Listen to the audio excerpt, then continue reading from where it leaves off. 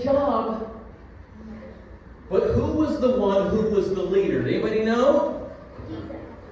Jesus. He was the leader. And Jesus looks around and he knew the hearts and he knew the thoughts of all the men that were there. Boys and girls, Jesus knows the thoughts. And he knows your heart today. He knows whether you really want to follow him or whether you're just simply doing what you're made to do. And Jesus is looking for boys and girls who want to follow him, who have a heart for him, who have a heart to serve him. And Jesus, as he's there, the Bible tells us, let's look there in John 13. It says in verse 4, he riseth from supper. What does that mean? It means he gets up. And as you saw a couple weeks ago, you were seated like on pillows and things like that. He gets up and Jesus walks over. Ethan, come here for a second. And the Bible tells us, I want you to come here. I want you to hold this mic for me because I don't have a mic. Okay? So he takes off his coat. He takes off his outer garments, his outer clothes. He takes it off. And he sets it aside. He puts it to the side. And he goes and he gets a bowl. And he fills it with water. One of the workers from the back, give me a chair, please. And he gets the bowl with the water. And can you guys grab me? Can you guys get me a couple of paper towels, please? And he takes a towel and he wraps it around himself. And he has the guys to take a seat. So I want you to take a seat. I want you to do something for me. I want you to take your shoes off for me. Take your shoes off. These are Star Wars. Christmas Star Wars. Yeah, I love those. Now today, we have some socks we're going to give away. We have your peppermint patties. We have Rice Krispie socks. We have some other things we're going to give away. But here's what Jesus did. He took, you know guys, bring that up here. That would be better. Take all both for me. So Jesus, he comes here. You're with us? Okay.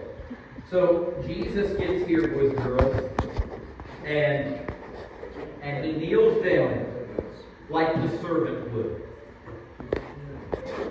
And he takes the foot of the first guy.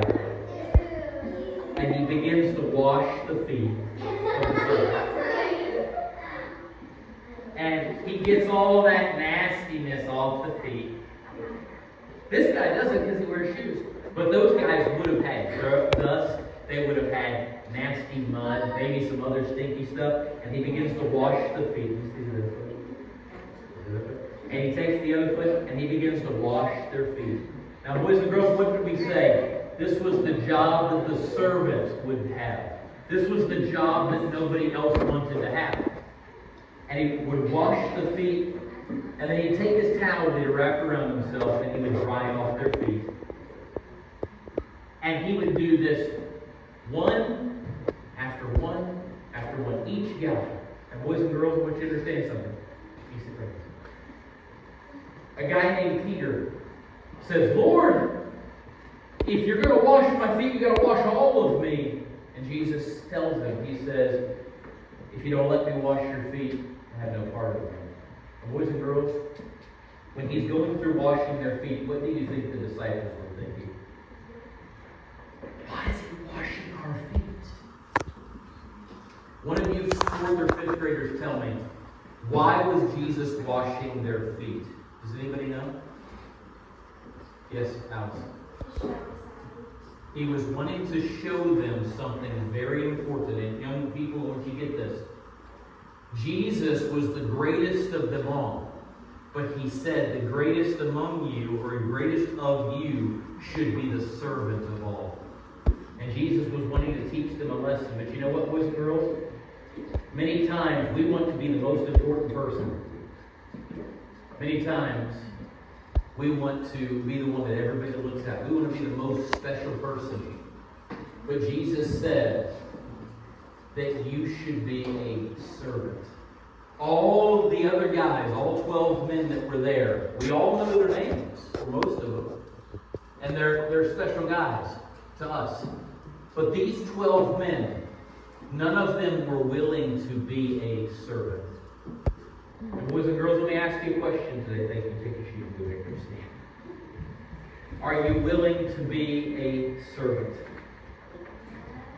Let me ask you this question. Don't answer out loud. I want you to think for a second.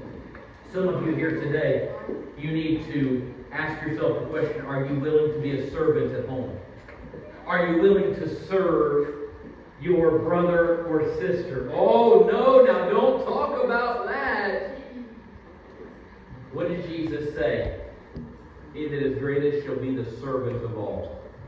Now, Jesus was the greatest, but he wants each and every one of you and me to be a servant.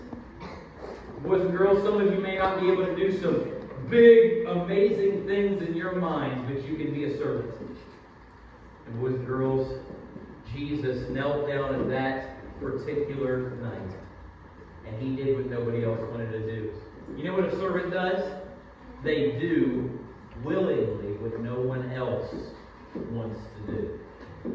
So some of you, maybe today, when you get home this afternoon or this evening, maybe there's something that needs to be cleaned up at the house. Some of you maybe have some dishes that need to be done, that need to be washed. Maybe some of you have a room that needs to be cleaned up. How about you say, okay, Lord, I'll be a servant. But don't do it with a sad and angry face, but say, I get to serve others. And some of you, one day, maybe soon, you can say, I get to serve the Lord by serving in this place or in that place. You know, boys and girls, we encourage and we talk to our adults and our teenagers about serving God. But you can serve God right where you're at. You know how you can do that? You can serve the Lord by honoring your parents. You can serve the Lord by honoring and obeying your teacher. You can serve the Lord by serving and being kind to your brother and sister, or those siblings that you have. You can serve the Lord by inviting that neighbor on your street to come in 2 weeks to Easter Sunday and be your guest. Some of you are here today because somebody invited you.